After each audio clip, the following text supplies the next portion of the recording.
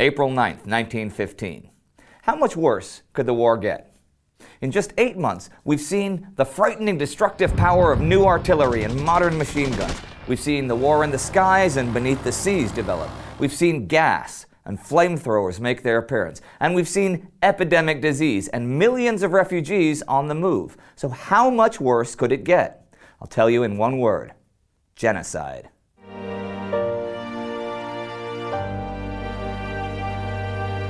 I'm Indy Nidell. Welcome to the Great War. Last week, we saw the Austro-Hungarian army grimly trying to hold on against the Russian juggernaut in the Carpathian Mountains. The war in the skies and beneath the seas had claimed new victims. Bulgarian Turks had invaded Serbia, and the Russian cavalry had held off its German counterpart far to the north. It was really in the mountains, though, that the worst of the fighting had been taking place, and this week was no different. The Third Austro-Hungarian Winter Carpathian Offensive had ground to a halt in late March, and the Austrians were now playing defense, and not playing it very well.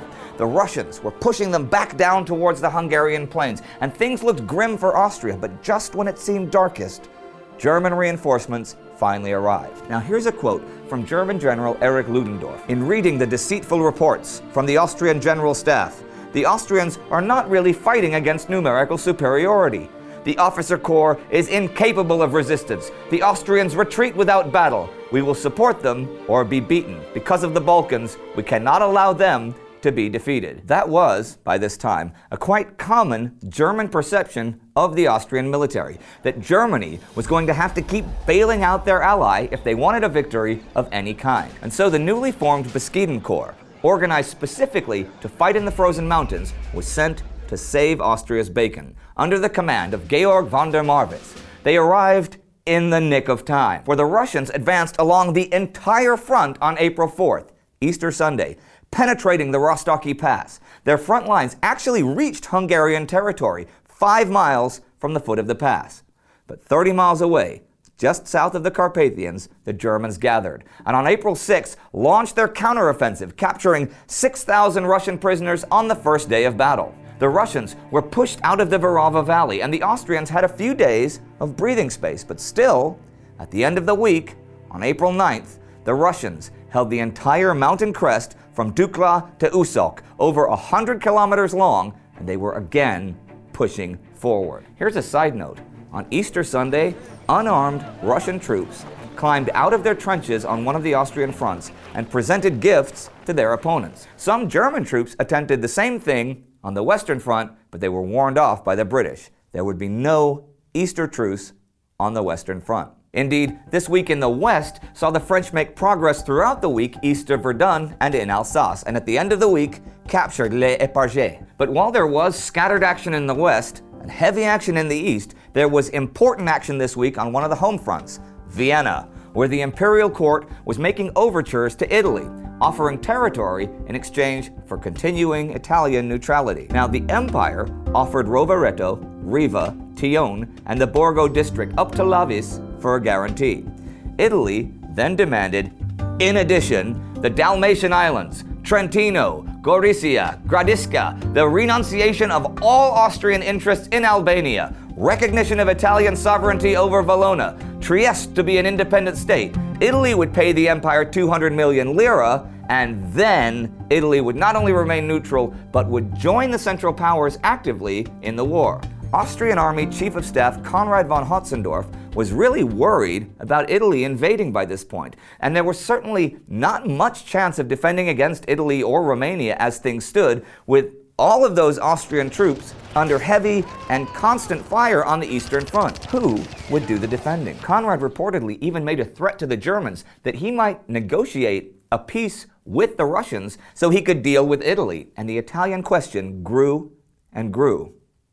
A peace with Russia might have been a life-saving option for anyone at this point, for Russia was also advancing on its most southerly front this week, defeating the Turks at Olti on the 4th and entering Artvin on the 6th. Both of these towns lie in the Ottoman region of Armenia, where things were getting ugly. On April 8th, the deportation and massacres of Armenian citizens of the Ottoman Empire began. Most Armenians put the beginning of the Armenian Genocide 2 weeks later on the 24th, but this was the day when the deportations began in Zeytun in Cilicia. The Turks were increasingly bitter about their continual losses of men and land against the Russians in the Caucasus, especially the humiliation of the Battle of Sarikamish. The Armenians were not only a convenient scapegoat, but there were many thousands of ethnic Armenians serving in the Russian army, and they were branded as traitors. Talat Pasha, Minister of the Interior and one of the three pashas, together with Enver and Jamal, who basically ruled the Ottoman Empire during the war, had this to say in a coded telegram: the objective that the government expects to achieve by the expelling of the Armenians from the areas in which they live and their transportation to other appointed areas is to ensure that this community will no longer be able to undertake initiatives and actions against the government, and that they will be brought to a state in which they will be unable to pursue their national aspirations related to advocating a government of Armenia. 2 months earlier, after Sarikamish, Enver Pasha had blamed his army's crushing defeat on Armenian traitors, and later that month had transferred all Armenian soldiers in the Ottoman army into unarmed labor battalions. You'd think that with the British and French obviously preparing for an invasion of Ottoman territory, the Pashas would need every soldier they could get, but there you have it. And this week, on the 6th, both battleships and airplanes bombarded Smyrna on the Anatolian west coast. That was Asian territory, and the war was again hot on 3 continents this week, as down in East Africa, the Germans were defeated at Karunga, and also in Southwest Africa, where South African forces took Warmbad, and that was the week.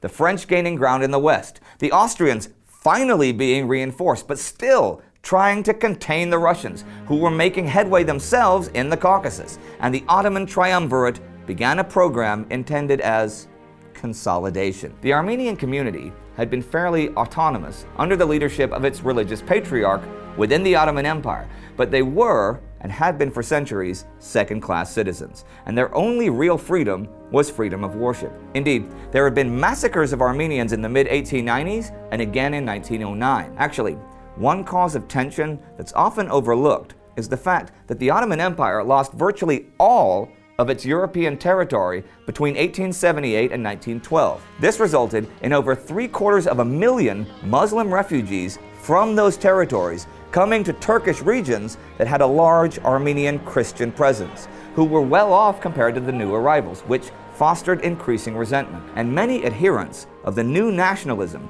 which visualized a modern Turkish nation that didn't look to the Arab world for guidance, but looked rather to itself, did not see that nation including millions of Armenian Christians.